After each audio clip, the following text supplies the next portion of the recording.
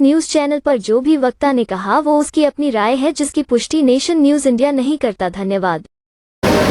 आज यहाँ मंच पर उपस्थित सभी मान्यवर और सारे भाई बहन, देखिए हमारी मातृभाषा मराठी है, शायद कुछ गलती हो जाए तो संभाल लीजिएगा।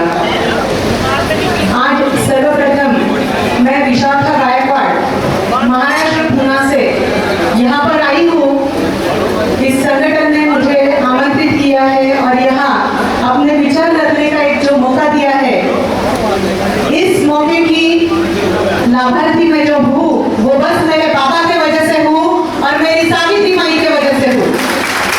अभिमान है मुझे, डॉक्टर बाबा साहेब की बेटी हूँ, माता सावित्री की बेटी हूँ, माता रमाई की बेटी हूँ और मैं उस महाराष्ट्र की भूमि से आई हूँ जहाँ छत्रपति शिवाजी महाराज ने अपना इतिहास रचाया था, जहाँ माता जिजाऊ ने मार्गदर्शन किया था।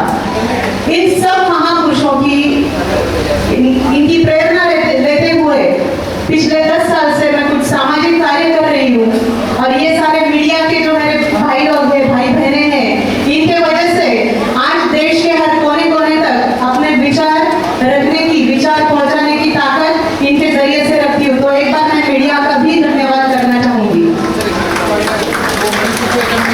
यहाँ जितने भी बच्चे हैं जिन्होंने अच्छा अचीव किया है, एकेडमिक अचीवमेंट अच्छा किया है, जिसके पीछे उनके गुरुजन तथा उनके माता पिता और अच्छी संगत का सब रीजन है, जो अपने माता पिता के मार्गदर्शन से, उनके मेहनत की वजह से, उनके सपोर्ट की वजह से आज ये सब अचीव कर पा रहे हैं। और यहाँ पे ये जो संगठन है all India SC/ST OBC minority doctors employee association and Samata Sainik Dal, इन्होंने ऐसे सारे छात्रों को यहाँ सम्मानित करने का ये जो प्रोग्राम रखा है, सही में ये बहुत ही अच्छा कार्यक्रम है, उपक्रम है। इससे इन बच्चों को एक प्रेरणा मिलेगी। इतने सारे स्कॉलर बच्चों के सामने मैं कोई इतिहास नहीं दोहराऊंगी, लेकिन अपने जीवन के कुछ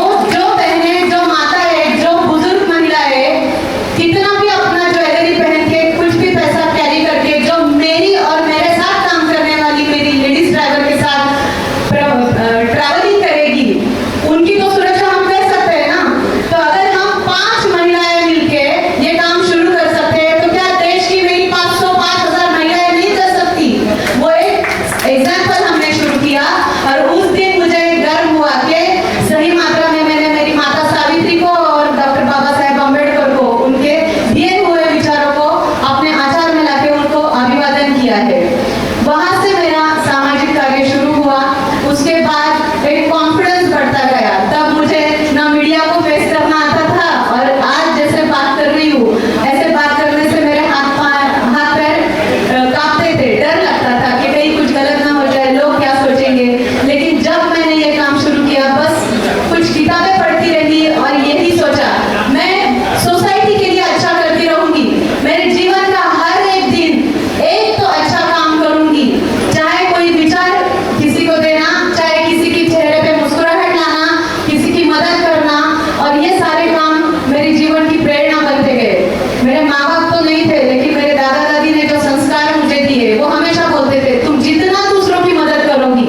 आज ये बच्चों को इसके लिए कहती हूँ कि कभी ऐसा नहीं सोचना कि मेरे लाइफ में ये नहीं, या और लोगों को भी कहना चाहूंगी कि कोई विडो रहते हैं या बच्चे संभालते नहीं है, या बच्चों को लगता है अपने माँ बाप नहीं है, तो जो चीज अपने जिंदगी में नहीं है ना, वो चीज को अपनी ताकत बनाने का, उससे अपनी कमजोरी नहीं बनाने का, तो उसी चीज को अपनी ताकत बना के अपने जीवन का पूरा संघर्ष हमें करना है। देखिए जीवन बहुत